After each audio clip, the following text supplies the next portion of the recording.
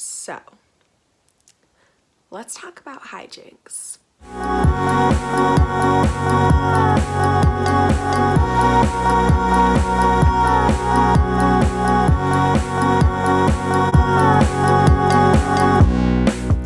So if you've never heard of Hijinx before, it's a 2-day festival that takes place in Philadelphia, and 2019 was its second year. In my experience, this year was definitely a lot better than last year, and I'll get into that a little bit too and like compare the two. So it started off on Friday, December 26th, and Saturday, December 27th. So on Friday, they sent out a bunch of messages saying everyone needed to come really early, like expect to be there an hour early. We thought we were there early, but we were sorely mistaken based on the traffic that we ended up hitting. It took us an hour to get into the festival, which we kind of expected, but it was still frustrating having to deal with it. So the way that it works is it takes place at a convention center in Philadelphia, and it's like this big building, and it is in downtown Philly, so it's kind of like there's a lot going on. But anyway, so the line was wrapped all the way around the building, and it got to the point where towards the end they were kind of just like letting people in, which was almost frustrating because like why make us stand in that line if you were just gonna let us in anyway? But I don't know. So once we finally got in, we were led to the security section where they went through everyone's things, and then we went up an escalator to like the actual festival. And the festival is basically this giant open room. There's a lot of like monster decorations everywhere, which is really cool. And there's like a big inflatable hijinks sign, which I'm sure you've seen before if you've been following this festival in general. And right off the bat, there were a lot of places where you could get drinks. Last year that ended up being a really big issue because the wait times to get a drink were almost like an hour. Last year they had a really big issue because they were severely understaffed in terms of bartenders and also like drink stations. But the people who were making the drinks were on the older side, so they were a lot slower, and people were getting really frustrated. So also, if you forgot your hydration pack and you had to get like a water bottle, it was the same line. So that was really frustrating for my group because we did forget our hydration pack, and then we had to wait in line for an hour to get water. But like I said, this was 2018, so this year was significantly better. There was drink stations everywhere, and this year they actually moved where they were keeping the merch as well as where they were keeping the booths for all of the drinks. So that was definitely a great change. They have lockers every year, and they are actually pretty nicely sized. Last year my whole group shared one locker, so that was great, and I'm pretty sure they're only $35 for the weekend. I'm not 100% sure because I didn't use one this year. So the lockers are kept in the corner, which is a little bit of an issue at the end of the night when everyone's trying to go there at the same time. It's really hard to get in and out. But last year they kept the lockers and the merch area right next to each other, which caused even bigger of an issue. So this year they did move all of the merch to like the middle of the area. And to kind of give you context, when you first walk in, it is a big room, but there is like a little bit of a divider where the lights are a little bit more like prominent, and that's where the merch is, the lockers are, and there's a lot of like drink booth stands. And once you go a little bit further back, that's where the actual stage is, as well as like the VIP areas. And I don't know if they necessarily did that on purpose, but it was kind of nice because if you did need a breather, you could go back, and it was a nice detachment. Similarly, they did have a lounge. It was called the Jellyfish Lounge. The jellyfish lit up, and there was a cool like monster inflatable, and that's their really big thing, is they have a lot of like inflatable decorations, and they're all like monster themed or maybe like seawater themed. I'm not exactly sure, but it's really cool. So that little space was really nice. There was tables there was places to sit. For the festival itself, I really appreciate that there's only one stage. I think it's really nice because you don't have to worry about missing who you want to see. This year I did end up missing someone that I wanted to see, but that was my own fault and it wasn't the fault of the creators of Hijinx. So the set times went as followed. On Friday there was Zia, then So Down, Xeon 1, Closey, Subtronics, Grizz, Base Nectar, and Zed's Dead in that order, with Zed's Dead beginning at 12:15, which means it would have ended around 1:30 maybe 1:45. The first person I wanted to see was Closey. I have heard a couple of her songs, but I've never really seen her, and I really was excited to do that.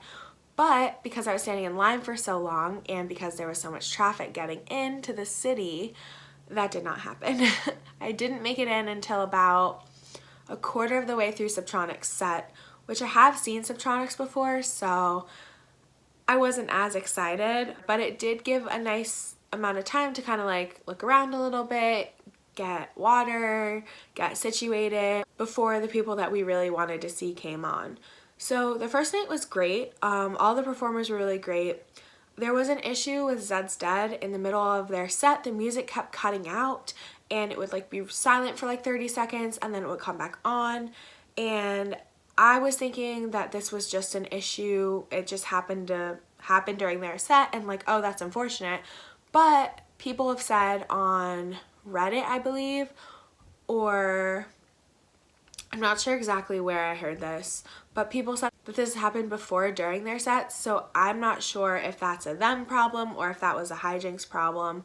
But regardless, all the sets that night were really great, and we did end up leaving a little bit early and we avoided traffic, so that was really nice. We ended up parking in a parking garage directly across the street from the convention center, and it was about $40 for 12 hours, which obviously we weren't there for 12 hours. But wait, no, it was $40 for 24 hours actually. So we weren't technically there for 24 hours, so we did have to like leave and then come back in and spend that money again, which was really expensive. And to be honest, we probably could have found like cheaper parking. There definitely was cheaper parking, but not super close by. We would have had to walk or get an Uber, and we really didn't want to do that. So we just decided to bite the bullet and spend that $40. So night 2 happened a lot differently. There was a line, but it didn't have the same structure. Like you have to like walk by the entrance in order to get into the line, and we walked by the entrance and people were just like walking on in. So we went up to the security guard person standing there and we're like, oh, do we just walk in or do we need to get into the line? And she's like, no, just come in, just come in. So we're like, okay. So we walk in and we go through security super quickly. So that was really nice because we didn't have to wait that long time like last time.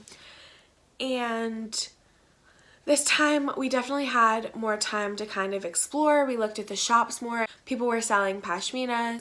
There was a lot of pins and a lot of clothes, so that was really nice to see those small shops pop up. And on this day, we did get a little bit of food. We just got like a soft pretzel. It wasn't, you know, we didn't really try the food.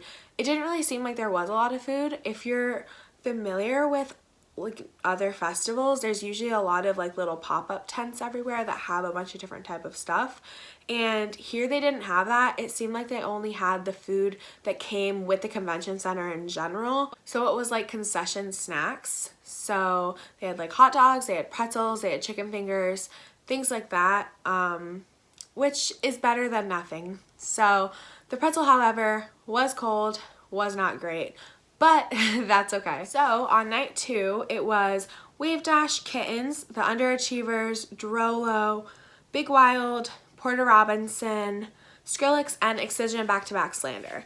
Now, I was the most excited about Excision and Slander because I love Slander and I've seen Excision a few times and I'm a big fan. I was also really excited for Drolo. I don't know why, but people seem to be sleeping on Drolo. Amazing. Literally, they're so amazing. I saw them in Philly last year, in like spring of 2019. Incredible. Like, they're so good. So I'm so happy that they were there in the first place. Anyway, so we walked in right when the Underachievers was starting. So it must have been around 6:45-ish. And they were not our style. But that's just my opinion. I'm sure a lot of people like them. A lot of people on Facebook said that they really thought that they had a great set. So yes, that's great. I'm happy that their set was good. It just wasn't our style personally. But Drolo came on next. Drolo killed it, as expected, killed it.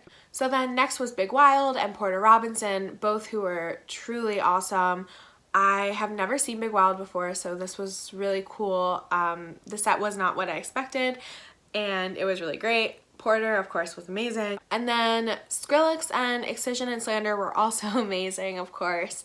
And usually I'm pretty good about like filming experiences, but it was really nice because with Skrillex I actually really didn't. Skrillex put on such a good show that I barely even reached for my phone, which was unfortunate in terms of the vlog footage that I got, but it was good because we were more living in the moment, so that definitely made the festival experience better. Another thing that I really liked about this festival is I really appreciate the fact that they have indoor bathrooms as well as porta potties.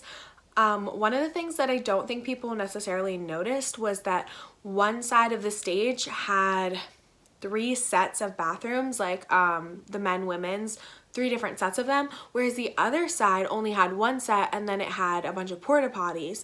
So I found myself a couple times waiting in the really long line on the side that only had the 1 set, and then I realized, of course, that there was only 1 set and I moved over. But I don't think that a lot of people realize that because they didn't really like venture out and make that connection. So that one line was extremely long all night. So I really hope that that didn't mess with anyone's experience. But other than that, the bathrooms were pretty good and the lines weren't too crazy, which is definitely something that I value when I go to festivals, to be honest. As for the actual show itself, I think that the visuals were great. The lasers were amazing.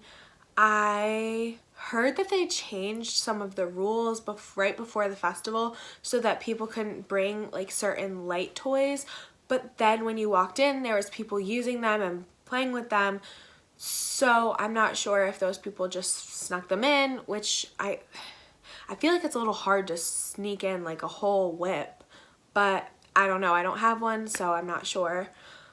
But it just kind of gives me the impression that they were a little bit inconsistent with what they were letting in and what they weren't letting in. That's not really fair to those who brought those toys and then couldn't get in and then had to go bring them back in order to get in. All in all, I do think it was a great festival. As for next year though, I'm not sure if I'm going to be going. I would like to go because it is really close, but I don't like the fact that they do it through Ticketmaster.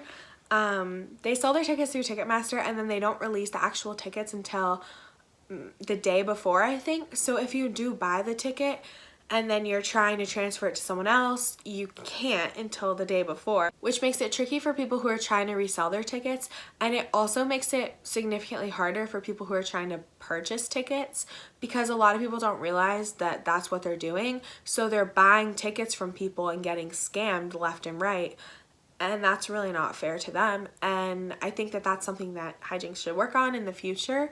I don't think that they should be pairing with Ticketmaster in the first place, as the ticket itself was maybe $160 and then they add an additional $40 worth of fees. I go to Electric Forest every year and I've never paid $40 worth of fees for my $350 ticket. It's less than that. So I don't understand why we're spending $40 on fees for a $160 ticket.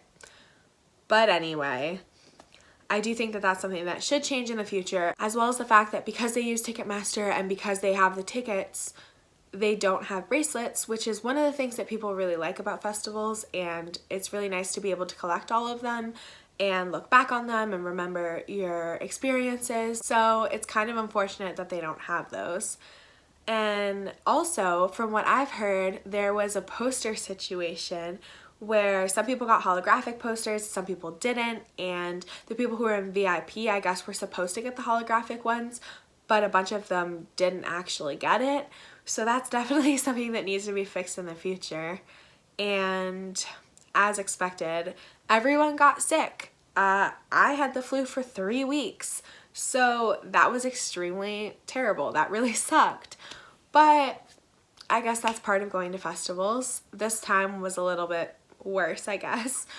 But all in all, I'm not sure if I will be going next year.